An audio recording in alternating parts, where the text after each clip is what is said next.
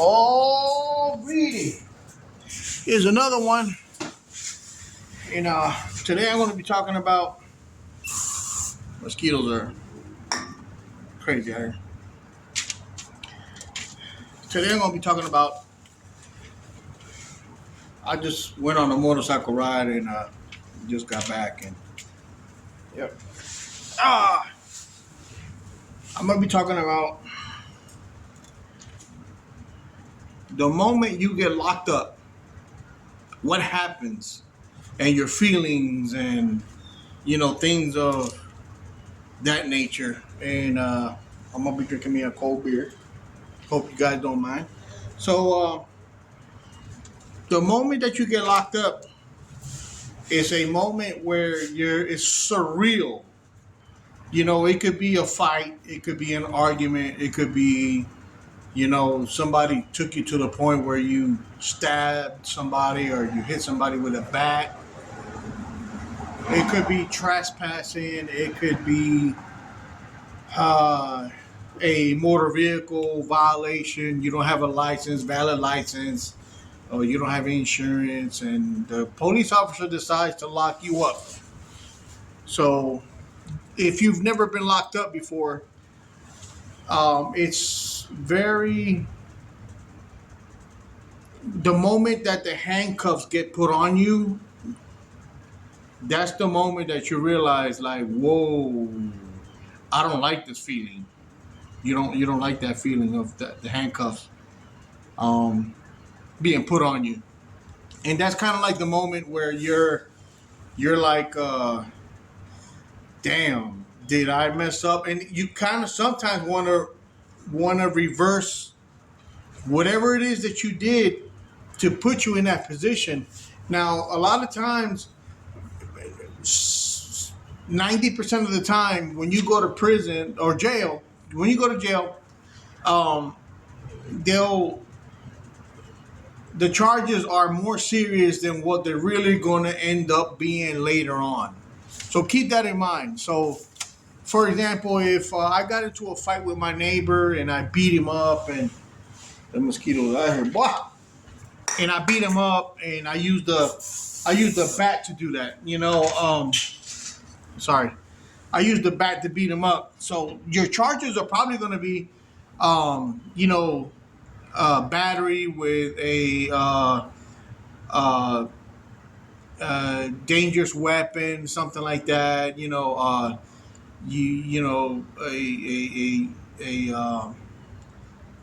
gonna have 2 or 3 charges, and you're gonna be like, they're gonna sound scary, and they are. I mean, if you get convicted on them, you could do some time.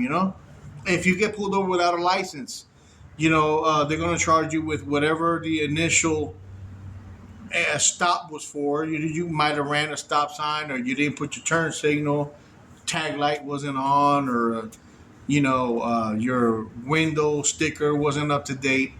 And then, they usually tag on more charges, and you're not going to really get charged for everything that the officer tells you at that moment. Usually, you're going to get charged with something lesser. So, the moment that you get the handcuffs put on you is the moment where you want to, like, wait a minute, hold on, and by that time it's too late. If the handcuffs are on you, most likely you're gonna see the inside of a jail. That's just the way it is. So, and the second thing where you start to say, wait a minute, is when you get put inside a police car. Guys, it's not the end of the world. Being inside of a police car, it doesn't, it's not the end of the world. Control yourself. Obviously, if you can get out of the situation without incriminating yourself, you're inclined to do so. But remember, anything that you say to the police officer can be used against you in the court of law. You have the right to remain silent. You have the right to have an attorney present while questioning. That right there is self-explanatory. If they read you your Miranda rights, which they're supposed to read you your Miranda rights before they even sit you in a police car, um, listen to your Miranda rights.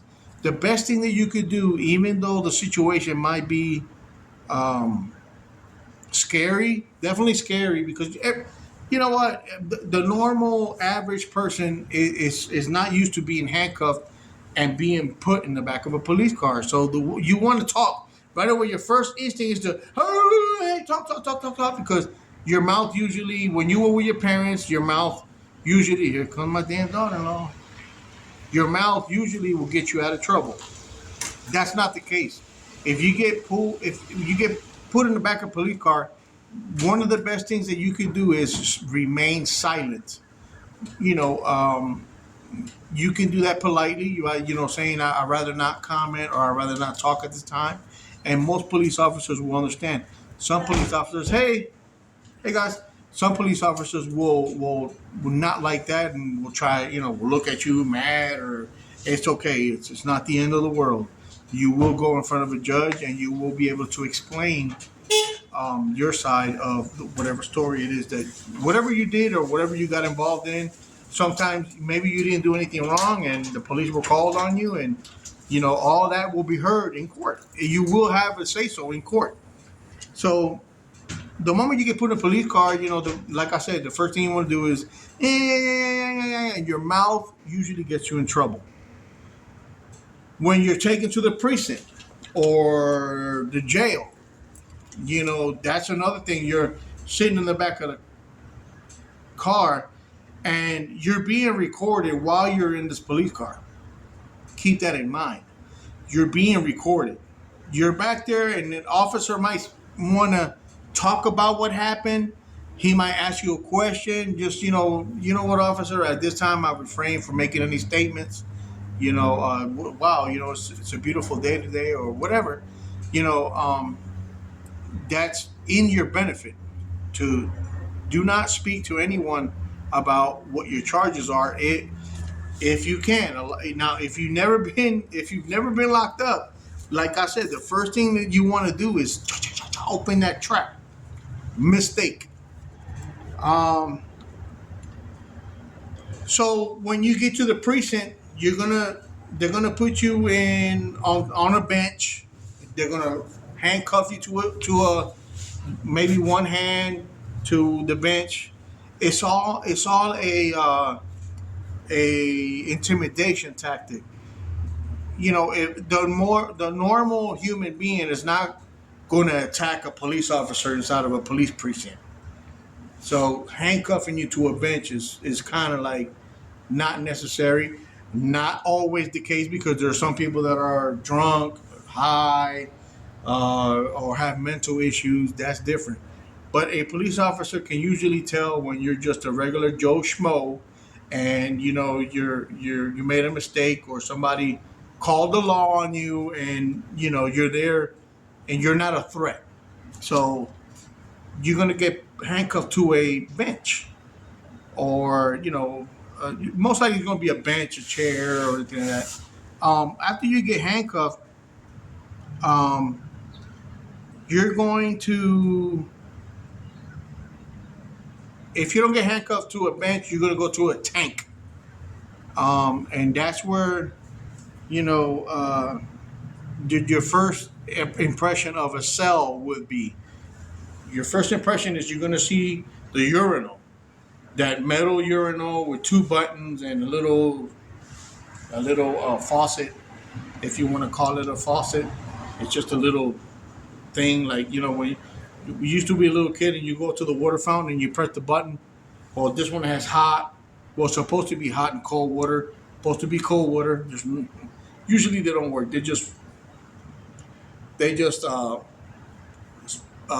you regular water, whatever. It is not going to be hot. Probably not going to be cold. But you're in there with just a urinal, and you're going to be sitting there waiting to see the doctor.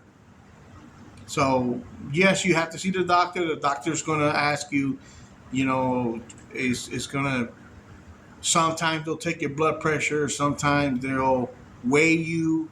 Sometimes they'll ask, all the time they're going to ask you, are you in fear for your life, or do you feel like harming yourself? Do you feel like harming anybody else, and things of that nature? Are you hurt? Are you hurt anywhere? You're not going to get treated there. They don't give a shit. Most precincts, they're too busy. If you get locked up in like a city like Philadelphia, New York, Dallas, you're not there. A doctor's not going to sit there and put a little band-aid on your little scratch. Not going to happen. They don't give a shit. All they care about is, are you suicidal? And if you're not suicidal, then you're going to go into a unit. So that's it. Next thing that's going to happen after you see the doctor is you're going to get stripped.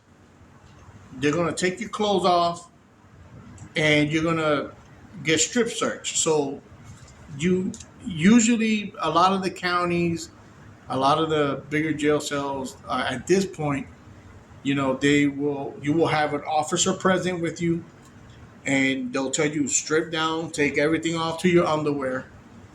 You might not go a strip search, where a strip search is where they'll ask you. Now, I've been to counties where they do strip search you right off the bat. So, if they ask, a strip search is a open your mouth, or you got it in your mouth, stick your tongue out, stick your tongue up. They'll run their fingers through your hair. They'll tell you lift your nuts. They'll make you turn around, bend over, spread your butt cheeks, cough, show me the bottoms of your feet. You're completely naked at this point. So if they strip search you, don't be surprised. But most of the time, you might go into a jail cell where they'll just strip you down to your panties, in your bra, if you're a female, or they'll strip you down to your boxers if you're a male, and they'll just, kind of like check your. They might ask you to take your drawers off, and you're there naked. They might run their fingers around the draw, the drawers right here. They might run the fingers around to see if you don't have, like a paper clip or anything you could pick a handcuff with, or a door. And they'll tell you keep your boxer on, and you'll get your new clothes, which will probably be an orange jumper. Most of the time, 90% of the time, it's going to be an Orange County jumper. Over here in Texas, it's an actual black and gray and white stripe. Like when you had that ball that you drag with your foot. What is it called? The cannonball or whatever you call it. They're over here. They're still like very old fashioned with the stripes, and you'll have a number. So that be prepared for that. After you get changed, you're gonna get probably a pair of sandals, something like this. It's gonna be all rubber. You don't want to take a shower without these on. People be jacking off in the restrooms and spitting and blowing their nose. Just awful. It's just an awful situation in a shower in a county jail, or like a holdover jail. So yeah, after you get stripped, after you get changed, you'll probably go back to the tank. You're not gonna have any of your property now. All your property gets put in a box. It gets confiscated. They put it in a bag, and it gets put away until whatever happens to you happens to you. So if you're discharged, and everything that you had on that day, it's the same thing that you're gonna get discharged with. So if you got into a fight and your clothes were all bloody or whatever, and that's what you're gonna go out with. So just keep that in mind. You're gonna, after you get changed, and you're gonna go probably back to a holding tank until you get put into a cell or unit. if your charges are pretty serious, like they know that you're gonna need a lawyer. A lot of times, the charges, petty charges, you will at that moment, even before you get, bless me, at that moment, even before you get changed or whatever, you have a chance to sign yourself out.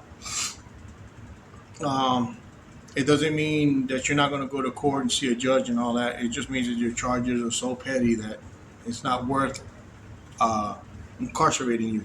But if you're incarcerated at this moment, you're going to go into a holding tank. And then from there, 4 or 5 hours later, sometimes 8 hours later, you're going to go to your cell or you're going to go to a unit. Um, when you go to the unit, the first thing you want to do is open your mouth.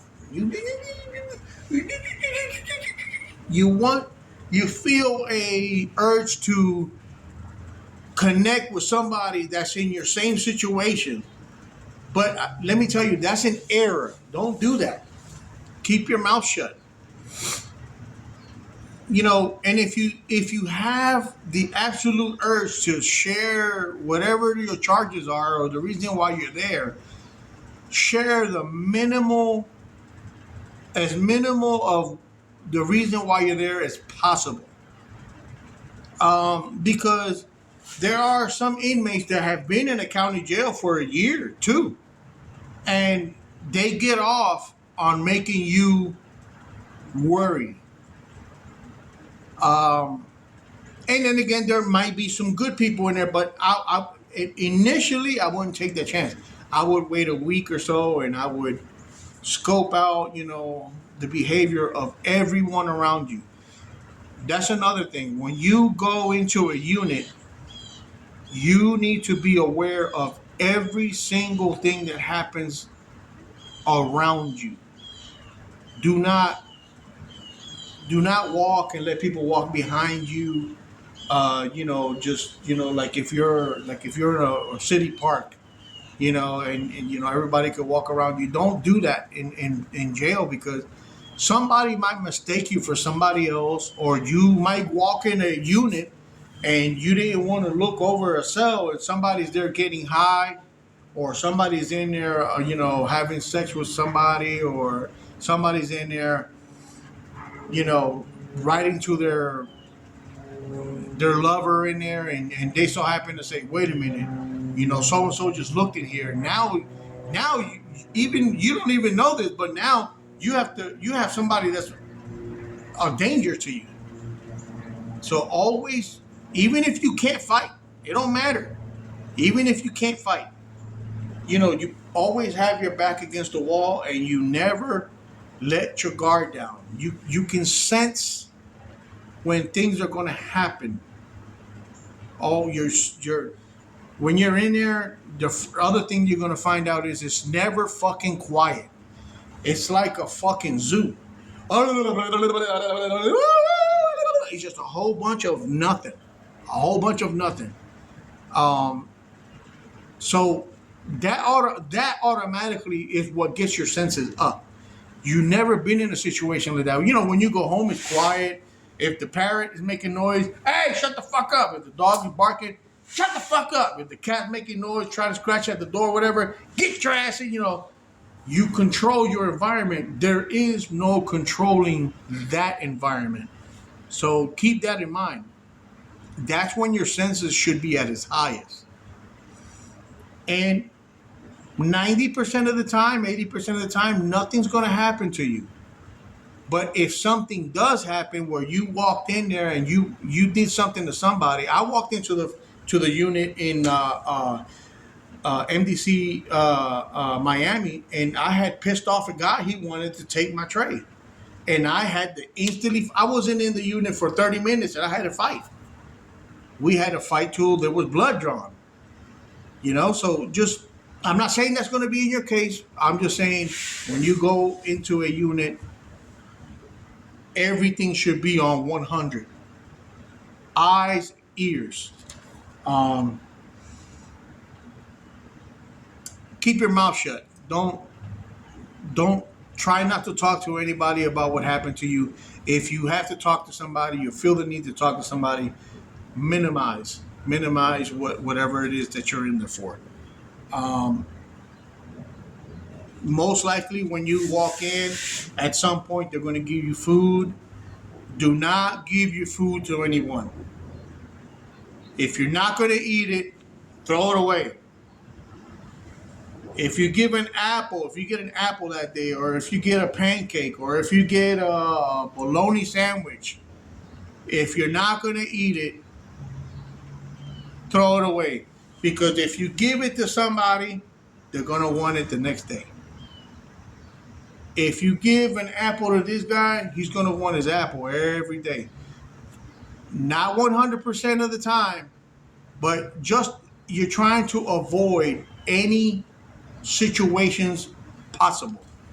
So if you're not going to eat whatever they give you, just politely get up and boom, or go save it. You can wrap it up in something, in paper, towel, whatever, and you can eat it later on. You will get hungry later on. You probably won't be hungry at the time, but you will get hungry later on. So the next day, depending on what day you get locked up, you're going to see the judge for bail. You're going to see the judge for bail. So let's say, for example, you get locked up on a Friday, you won't see the judge until Monday or Tuesday. So you're in there all weekend. But if you get locked up during the week, the most likely the next day or two, you will see a judge, and you're going to see it's not probably going to be your lawyer that's going to be fighting the case with you, but you're going to have it's not a pre-trial, but it's like where you can make bail. There's going to be a lawyer there. He's going to read your charges right on the spot next to you. He doesn't really know anything about you. He's just going to read, okay, you're here for this or this. He might ask you a few questions, and he's going to try to get your bail to a minimum where you can pay and get out. If you're not able to pay and get out, then just know that you're going to be there for the long haul. So if you're not going to make bail, you're going to be what's called extended stay. So now you're going to go back to the unit. Now you need to start thinking about, you're going to have a public defender regardless. You're going to probably want to be as honest with your public defender. Your public defender is going to come see you within a week. Most of the time. Within a week, your public defender is going to come. There's no questions about it. He will come see you. So don't think, I'm here, I'm stuck. No, so you're not going to be stuck. You'll see a public defender.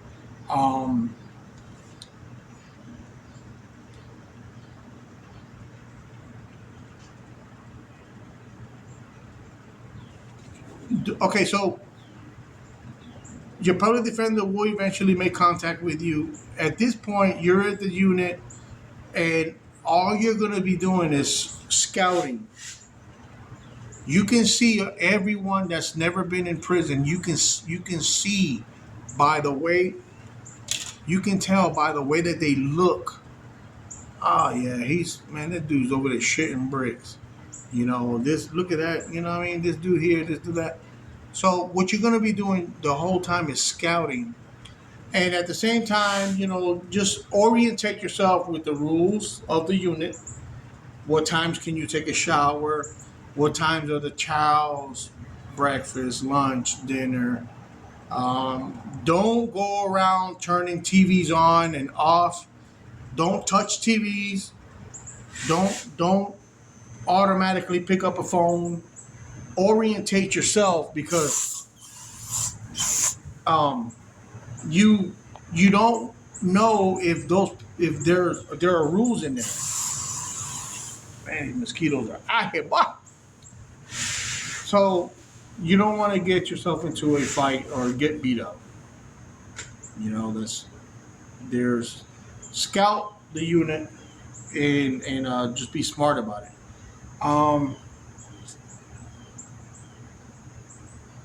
If your bail is too high and your lawyer, the first time you went for bail, um, he's going to ask for a bail reduction right there. The first time you go with your lawyer, he's going to ask for.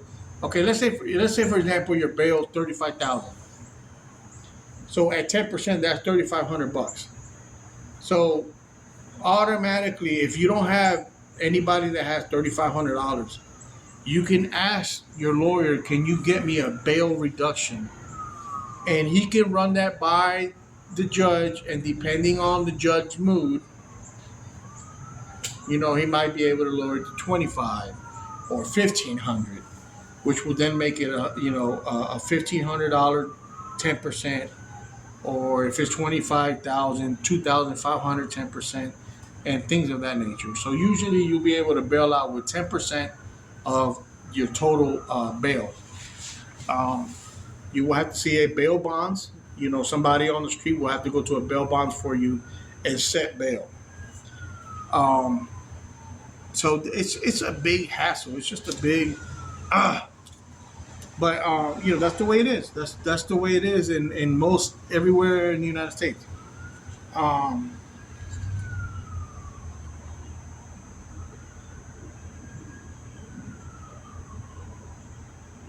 If you do make bail, there's a possibility that you might walk out of the courtroom, but most of the time you're going to go back to the unit. You're going to go back. Listen to this.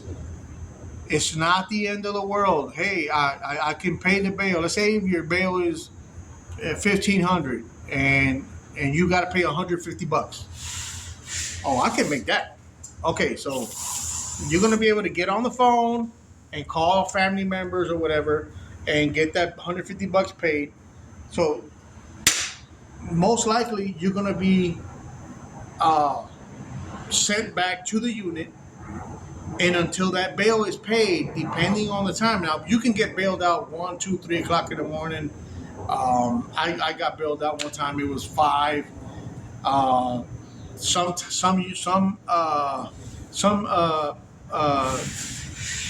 precincts they won't let you out until the morning. But know that it'll get paid. But normal is to go back to the unit and take care of whoever's going to pay your bail. That's how that works. You don't usually do it right there and then, unless they might let you use the phone. And if your charges are real petty, they might let you sit in the courtroom while you figure it out. But usually, if your bail is 35,000 and you need 3,500 to bail out, you're going to be sent back to your unit. You get on the phone. Now, lawyers phones are usually free. I know over here they were free if you're gonna call a lawyer. Other than that, you have to pay for any call that you make to your family members. So you figure it out. You'll see you have motivation to get the hell out of there.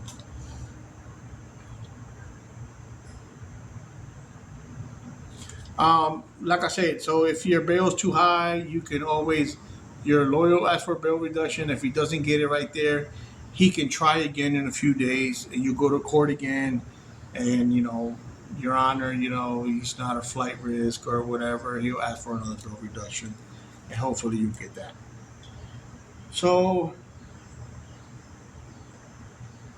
if you're not going to bail out, you're going to be sitting there until your trial, or you're going to be sitting there until the case get heard. So you're going to be there for a while.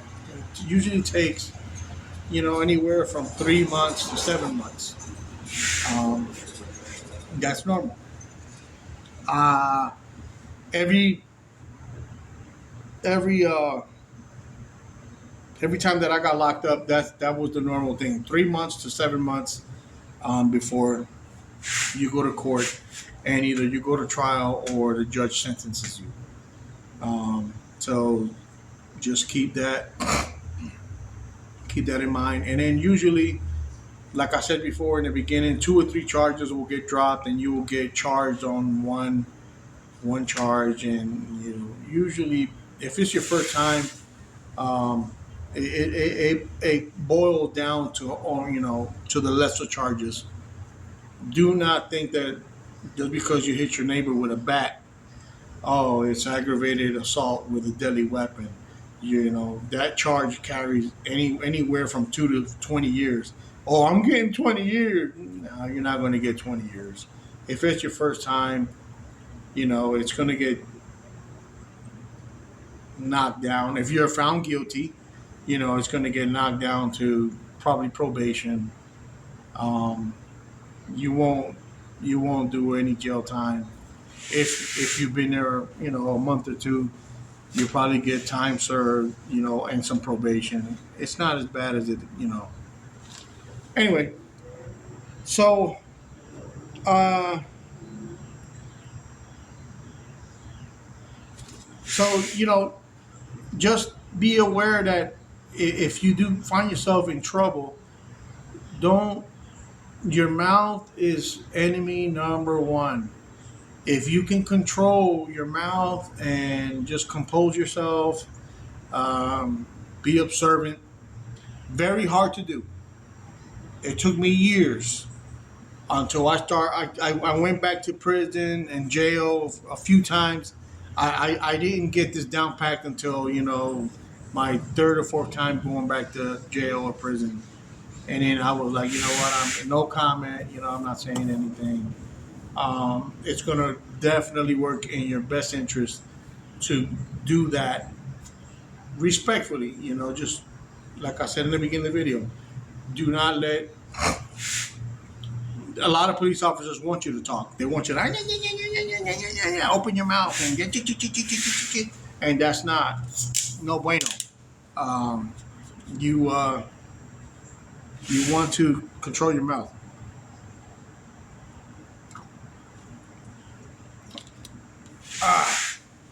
Oh, that's cold.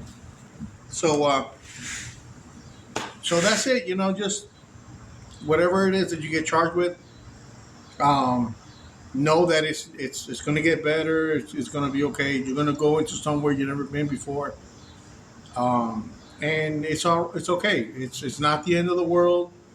You know, be smart, and hopefully everything will go good for you. If you ever find yourself in a situation where you're going to get incarcerated, that's all for now, guys.